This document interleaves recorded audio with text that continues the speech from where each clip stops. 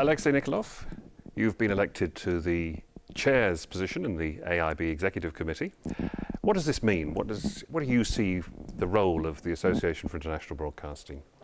Well, I feel honored, first of all, because that's an association which includes some of the most outstanding people and organizations in the media industry.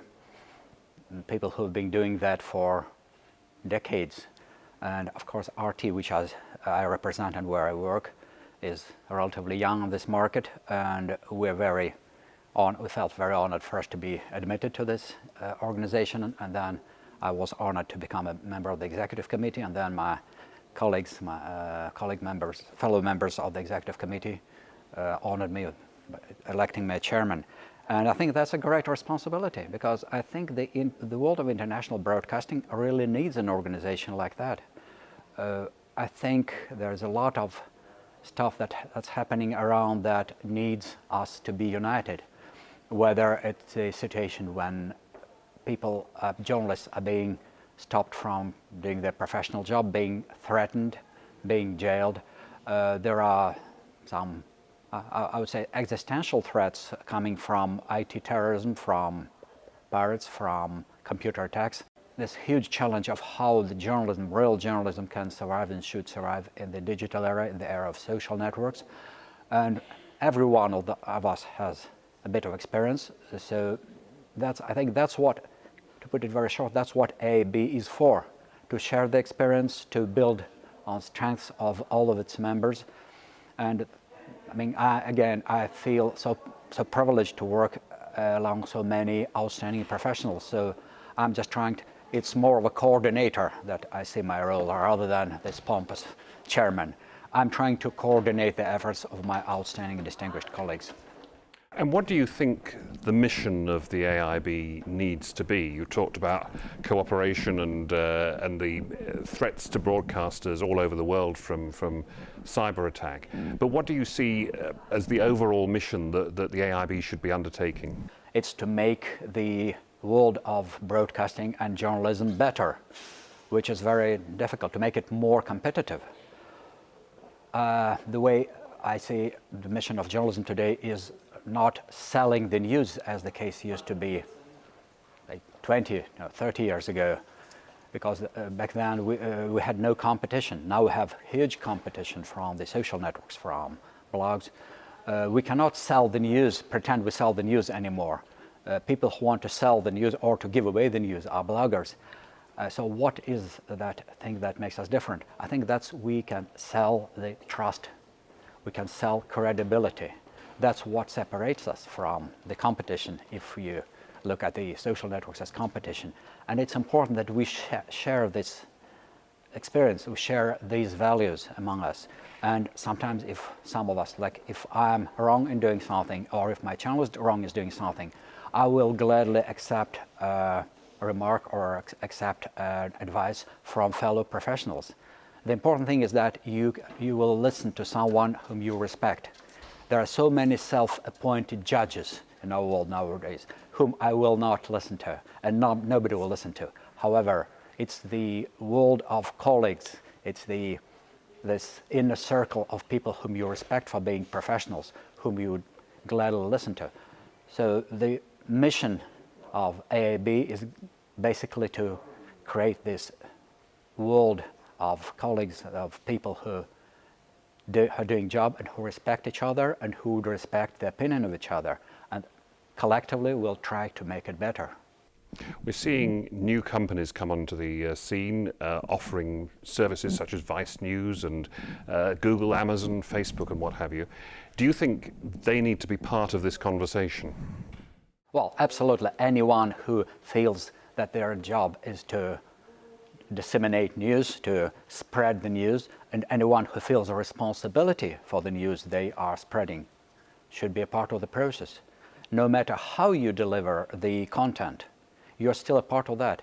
In the good or bad old times, there was a clear separation. You distribute the picture, the video, then you're in television business. You distribute the text, then you're in the print business. Or you deliver the sound, then you're in the radio business.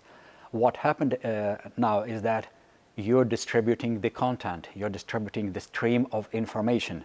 And it doesn't matter really what means you use to distribute this information.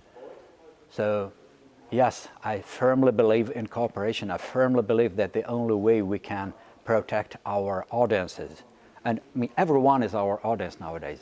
I mean, let's face it. So we're trying to protect our audience from unchecked information, from irresponsible information, and we are all prone to mistakes. If I make a mistake, I will be the first one to accept it. But of course, I will only listen to, again, I will listen to people who are professionals, whom I respect. And I do not see any reason why it should be different whether they are in what is traditionally called a television business or a digital business or a search engine business, so long as people feel responsible or want to be responsible for the news they're distributing. The AIB's got about 60 to 70 members at the moment, ranging from companies in New Zealand and Australia through to North America. So we represent quite a number of different types of organisations and in different parts of the world. Do you think that there's potential for the organisation to grow significantly, to bring in some of these new players, to bring in those that haven't yet engaged with the AIB? I think AIB occupies a unique position. We are the international, we are open to the world, and that's represented in our current membership. Another thing which I think is very important is that we get more and more people participating in our activities from the non-traditional, even people who treat themselves as bloggers, but who are willing to become something more than just blogger.